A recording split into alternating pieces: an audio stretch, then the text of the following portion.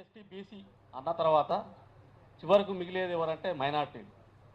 వాళ్ళ పరిస్థితి ఎలా ఉందంటే ఇంటా బయట ఇబ్బందులు పడుతున్న వాళ్ళను ఆయా సామాజిక వర్గమైనటువంటి ఆ ముస్లింలో ఉన్నటువంటి మత ఛాందసవాదులు వాడుకోవడం, అదేవిధంగా బయటి వాళ్ళు ఓటర్లుగా ఓటు బ్యాంక్గా వాడుకోవడం, ఆ విధంగా పావులుగా చూడబడుతున్న ఆ సెక్షన్ పీపుల్కి అవకాశాలు ప్రభుత్వ తరఫున ఇంతవరకు ఏమీ అందలేదు.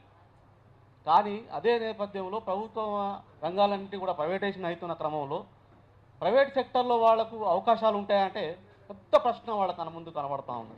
ప్రభుత్వ తరఫునే అందవలసిన రాయితీలు కానివ్వండి, అవకాశాలు కానివ్వండి ఏవీ దొరకలేదు ఇప్పటి వరకు. అటువంటి పరిస్థితుల్లో ఈ ప్రభుత్వాలు ఆయా ఓటర్లు ఆయా పాలకులు వీళ్లకు 4% అని ఒకరు 12% ఒకరు రిజర్వేషన్ ఇస్తామని చెప్పి మళ్ళీ మభ్యపుచ్చి మళ్ళీ కొంతకాలం వాళ్ళను వాడుకునే ప్రయత్నం చేస్తున్న క్రమంలో ప్రైవేటేషన్ వచ్చినప్పుడు ప్రైవేట్ రంగంలో మైనార్టీలకు అవకాశాలు ఉంటాయా అని అనుకుంటే అది చాలా ఇబ్బందికరమైన ప్రశ్నే జరుగుతూ ఉన్నది.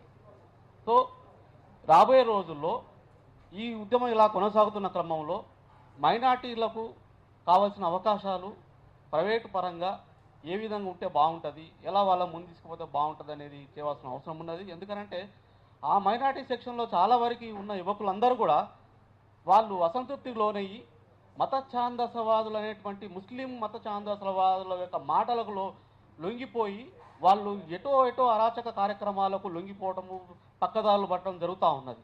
వాళ్ళే ఈరోజు మిగతా సామాజిక వర్గాల నుంచి మిగతా వేరే ఆర్ఎస్ఎస్ బీజేపీ అనుకున్న వాళ్ళ నుంచి వెలివేయబడతా ఉన్నారు.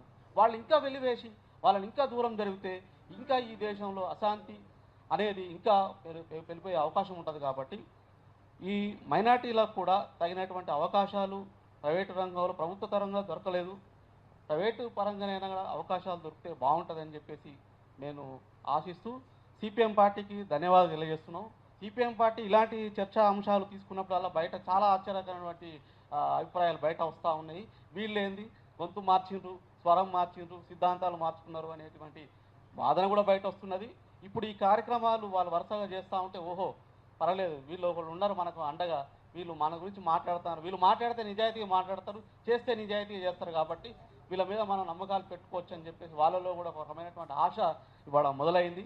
ఆ క్రమంలో ఈ రకమైన కార్యక్రమాలు చేస్తున్నందుకు మరోమారు నిర్వాహకులకు సిపిఎం పార్టీ ధన్యవాదాలు తెలియజేస్తూ ముగిస్తున్నాను.